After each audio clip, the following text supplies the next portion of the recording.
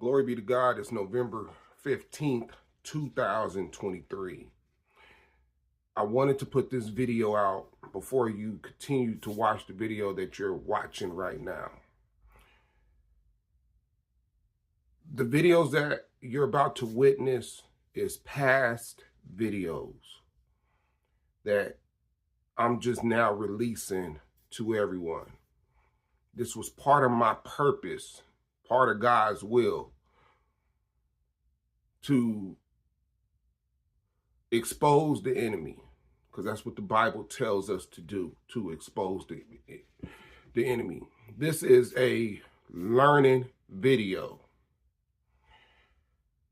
The videos that I put out is not to disrespect my wife. It's not to embarrass her, because I love my wife. I'm in love with my wife. I've been through this journey of spiritual warfare for a reason. And I hope everybody looks at these videos with a spiritual eye and a spiritual mind. And if you don't know the Word of God, get into it, read it, have a better understanding, and then come back and look at these videos. My videos, they all will have dates on the videos, so you can watch them in order. It's a reason why you have to watch them in order. You're going to see me grow in these videos. You're going to see how God maneuvered and changed things in my life in these videos. These videos is for everybody out there that may be going through the same thing I'm going through, but don't have no answers. Well, in these videos, I'm going to show you what spiritual warfare looks like. I'm going to show you how to fight and know the strategies of the enemy, like the Bible tells us. Why they do what they do. Trust me, I searched all over YouTube for the last 8 years, and I haven't came across nobody that's really had video evidence of demonic demons controlling people that they love, or somebody explaining through their experience on live of what just took place and why it's happening. I need y'all to go back and watch my testimony series so you can have a better understanding of who I am, and watch these videos in order. I will put the dates on them, and my thumbnails will be color coordinated for the years from the time I started until today, and what changed and how did it change, because it's different type of demons that control, and they all do something different, and I'm gonna break every single one of them down on how they do and what you have to do to fight it based off God's word. I thank y'all. I love y'all.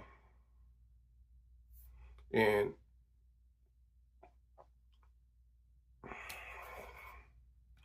just know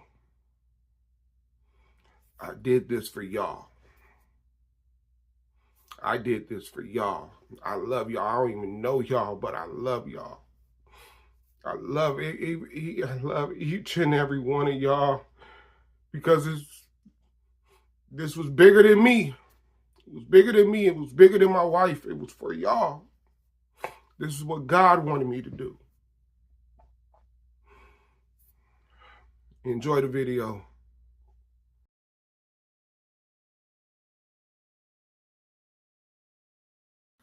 Glory be to God.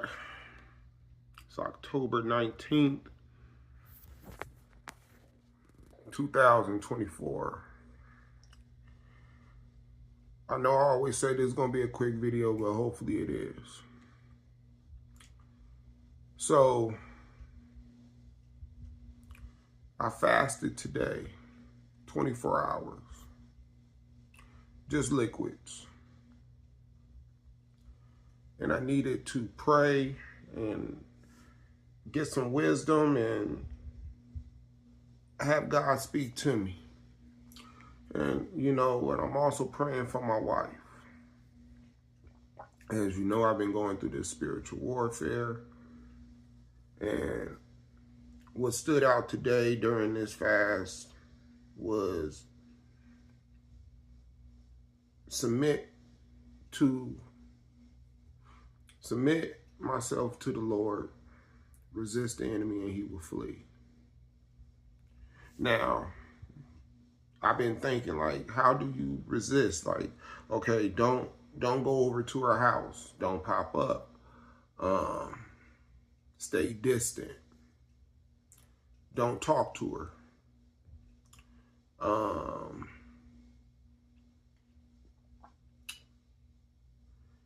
Don't get mad. Don't get angry. Don't get frustrated. Not to really worry, right? Because the enemy's going to try to throw all types of strategies at you. And when he sees that son, if he has something, he's going to run with it. Now, I do follow her on her Snapchat. She blocked me. Then I created another one, started following her. Now, today, I thought she'll be at home, right?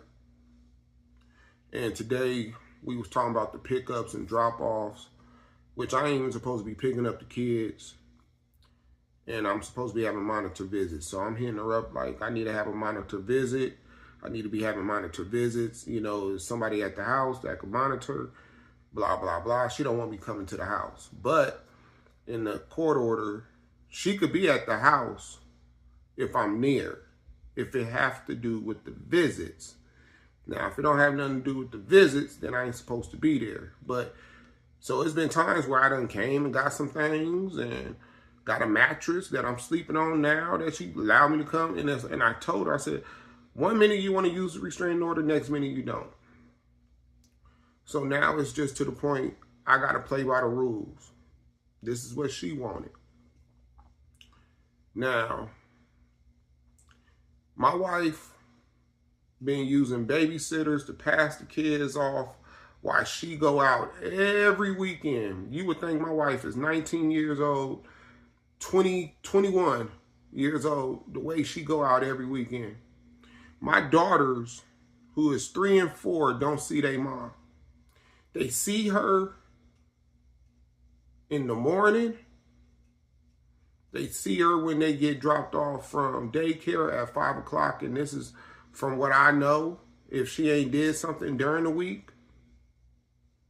But normally she is doing something during the week, and normally she's doing something on the weekends. Since she forced me out the house, she hasn't been at home from a Friday to Monday not doing nothing.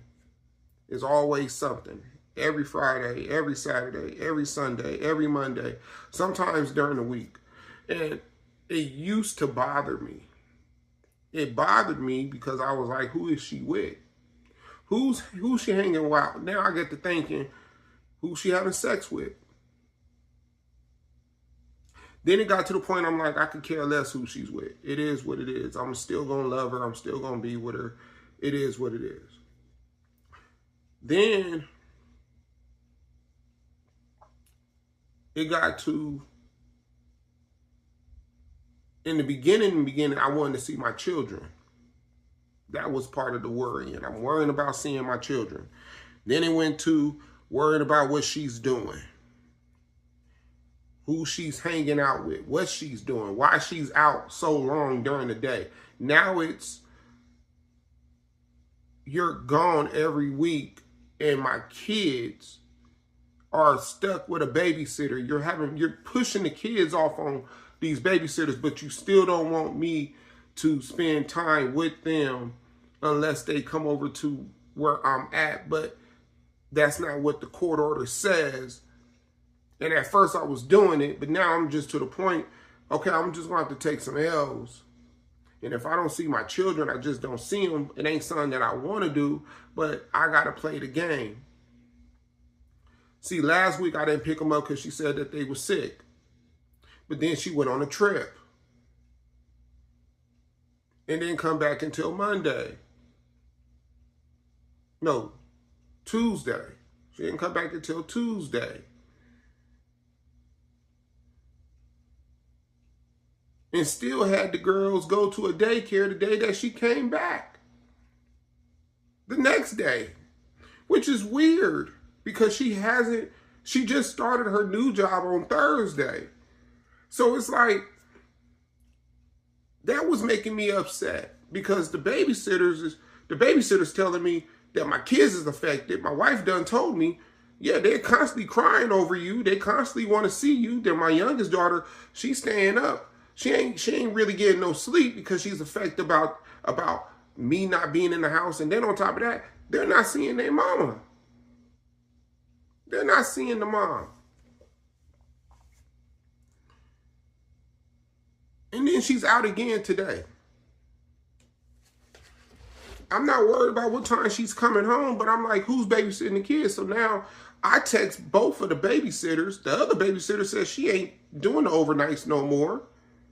Because I'm pretty sure she probably would have told me, but then I text both of the normal babysitters and they're not there. So now I got me thinking, we have a fourth babysitter and then she have them take them overnight.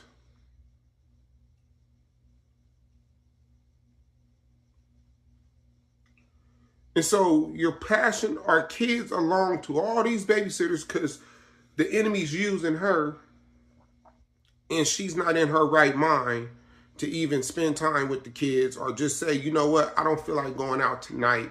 Telling whoever she goes out with, nah, tonight's not a good night. I need to spend some time with my kids. That's not happening. Right? None of this makes sense. You got a restraining order on me, even though I ain't never physically put my hands on you, verbally abused you, or mentally abused you.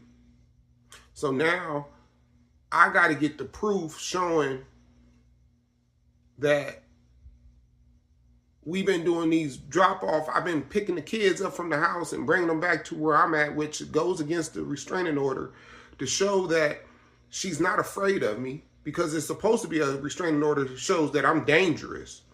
And she fears for the kids because I can't go to their babysitters. I can't go to their daycares. I can only see them on a monitor visit like I'm dangerous. So now I got to show proof that I've been getting the kids and they done stayed a couple nights over here, 2 nights over here, couple nights, 2 weekends where I done kept them overnight. So it's like, you see what I'm saying? Like, they're constantly with a different babysitter every day. It seems like her mama was there. Like, it was just, she has too many avenues to push the kids off on for she could live this life that I don't know what she's looking for. But then I had to talk to God. I had to pray to like the last hour of my fast, and God said, because I'm asking God, I'm like, I need to see when whatever's happening, when it's going to happen. Like, why it feels like ain't nothing happening. I'm praying, I'm fasting, but it feels like ain't nothing happening. But then I came across, I think it was Hebrews 1:11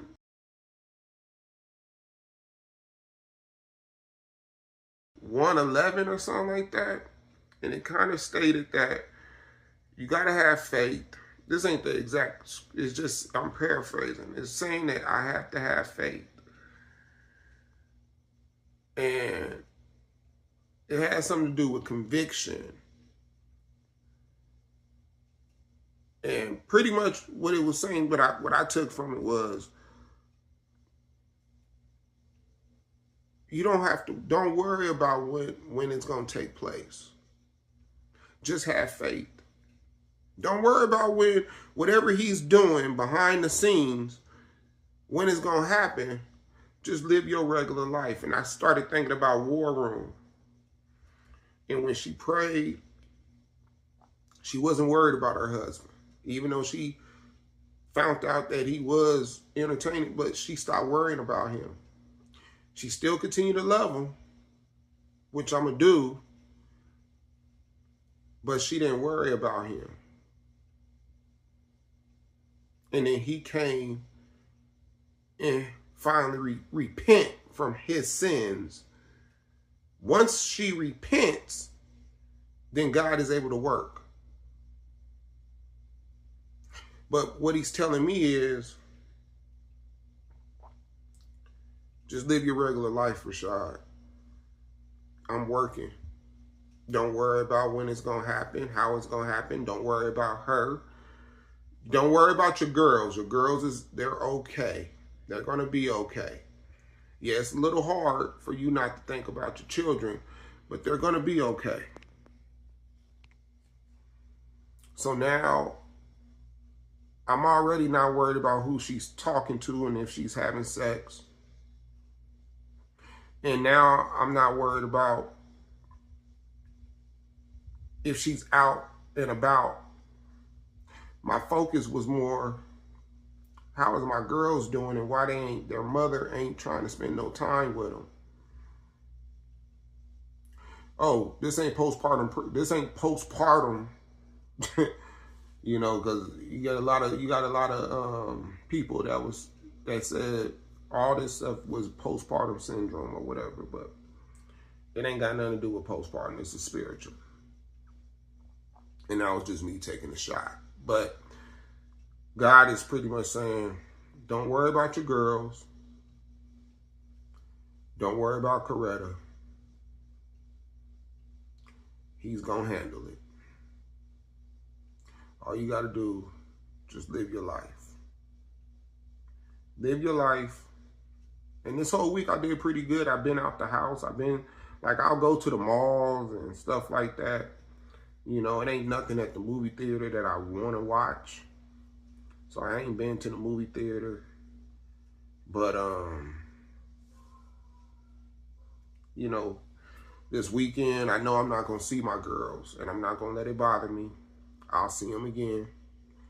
I went through the same thing. Like, everything that the enemy's trying to throw at me is stuff that I'm familiar with, that he done used on me in the past, or it was something that affected me in the past. And that's all they could really do, is try to hurt me with things that I'm familiar with that took place with me in my past. So these monitor visits is something that I had to go through with my other two boys when they was born. When they was at the same age, 3 and 4, or 4 and 2 at the time. I had to go through this. It didn't last forever. This ain't gonna last forever.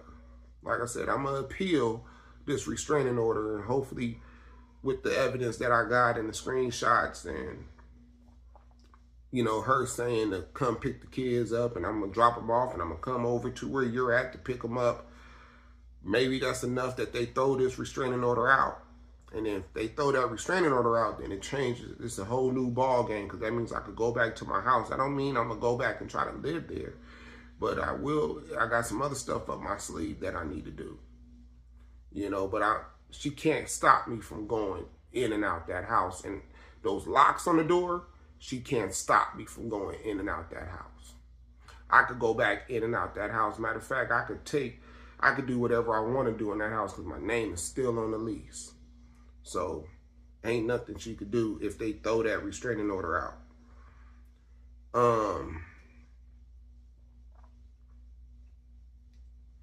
But I'm not going to worry about my daughters. It's kind of hard to not worry about your kids and their mental well-being, but this is spiritual, so I got to give it to God.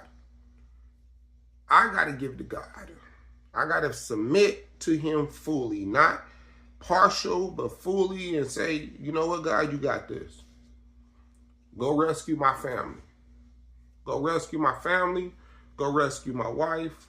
Go rescue my children. You got this. I'm just going to sit back and just continue to pray and read the word and do what I'm supposed to do with my assignment of spreading this word on YouTube and any other social media outlet that I could send these videos off to. That's all I'm going to do. That's all I can do. And not worry about the children, not worry about my wife, don't worry about what she's doing. Just pray. I'll just pray over my wife and pray over my children. And then whatever the enemy tries to throw at me, I'm not gonna let it bother me. He ain't fighting me. It's, you know, I'm the 5-year-old kid, and I went to go tell my daddy, and now my daddy about to come and handle whatever I was being bullied by, whatever bully I was being bullied by. I'm gonna go tell my mom, I'm gonna go tell my daddy, and now they about to come handle it. I don't got nothing to do.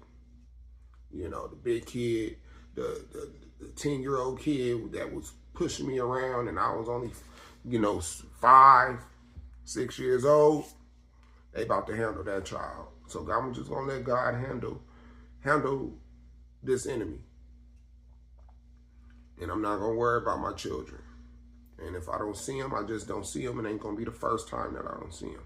If I'm not there for their birthdays, then I'm not there for their birthdays. It won't be the first time that I missed my children's birthday.